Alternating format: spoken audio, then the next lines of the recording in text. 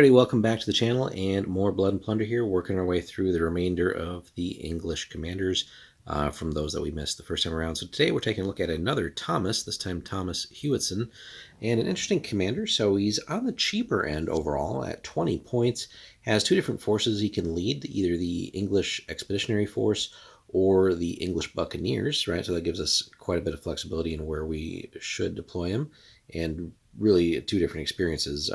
If we wanted to run him across multiple games, right, it's going to be a very different feel in those different forces. Does have the brace of pistols, or you could go with the firelock musket and standard melee weapon. So good to have options there. Has a fantastic, for such a cheap commander, a fantastic command range of 16.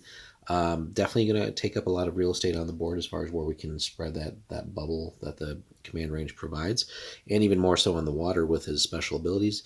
Now, there's got to be a downside somewhere. Not necessarily a downside, just we, for 20 points, right, we're not going to get everything that we want.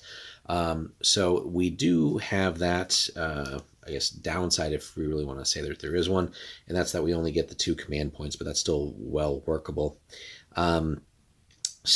And then we have an option as well. So he could be mounted for 1 extra point, so another bit of flexibility there.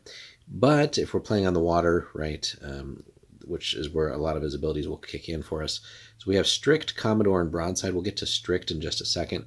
But Commodore and Broadside, we've seen that with a lot of commanders, right, especially a lot of the English and Spanish ones so far. But anyone who's geared towards fighting on the water is going to have those abilities, or some combination of that, pretty often.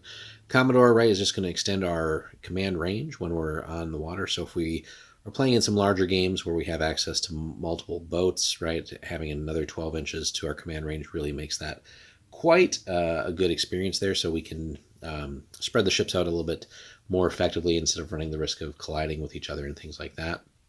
So Commodore is pretty much a staple for any naval type commanders, and Broadside, of course, would hope to not leave home without it for playing on the water.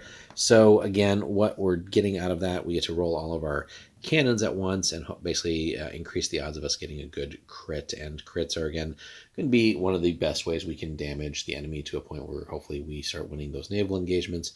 Ideally, we're causing flooding or setting fires or multiple things, damaging their masts, steering, etc. Crits are a great way to really take a decided advantage. Now, the last one, as we mentioned, Strict, we don't see that one all that often, but it is an interesting one. And one of the few characters that we tend to see, we reviewed so many already, but so often we see inspiring or very inspiring. But here, we don't have that. Instead, this guy is considered strict. So what that means, and it's a pretty interesting ability if we think about all the possibilities where we take tests in the game. But during this commander's activation, any friendly unit rolling a test, just says any test, right? Also, interestingly enough, so often the language of the rules, right, has to be within the commander's command range. Doesn't actually say that here, so as long as he's alive, unless something's changed in an FAQ. But basically, if you're taking any kind of test, that unit can gain a point of fatigue to apply a -1 bonus to that test. So obvious ones, right, are shooting, as an example, right? We're going to ideally do a lot of shooting throughout the game. Other things like rally, right? So although actually, I guess that wouldn't work. That's a bit of a fail there, actually. That would just be funny. Take a point of fatigue to do the rally test, I guess. But just other tests, right? Other complex actions. But a lot of times shooting, maybe we're trying to push and get some extra movement, or who knows what. There's just so many possibilities where there is going to be a test of some sort all the way across the board. Now, there is a little bit of a caveat to that, and that is it may not be done if the unit is shaken already, right, or would become shaken as a result of that. So we have a couple conditions on it, but in general, there's going to be plenty of times where we can take that point of fatigue if we're not at the risk of necessarily maybe getting shot at too much, or just incurring other fatigue or more fatigue from other sources in that same turn. So this would be like a great one, maybe towards end of a turn, or no, where hey, there's no other enemies near us that could activate again, or something like that, right? Great one. Hey, let's take that fatigue, and maybe we're getting into a good range where we're going to be pretty accurate anyway. Let's take that point of fatigue and make our shots even better, or maybe our hand-to-hand fighting, or who knows what.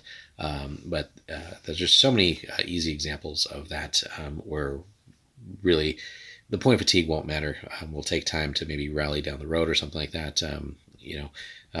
Maybe the commander will give out some command points to rally. Again, we don't have inspiring or very inspiring on him, but we can find ways to basically be relatively safe with taking on the fatigue and then working on getting rid of it. But throughout the game, right, we can have that. So, and the interesting thing here too is, it doesn't say when the commander's unit is active. It's basically when this unit activates and it's going to do a test of some sort.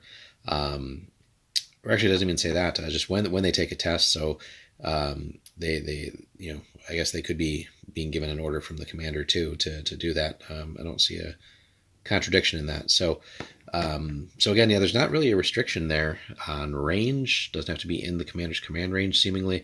So it's just basically as long as he's alive, presumably, we can trigger this ability multiple times. So if we think about it, being able to get these little, even though it's just a -1 bonus, anytime we can take these little advantages in the game, and hopefully, the dice cooperate, but then sometimes that can be quite devastating. A lot of times there's any number of, let's say, hits, again, just going back to shooting, where, man, we just missed it all by one. There's 2 or 3 misses because of that. Now that brings that into the realm of possibility with that.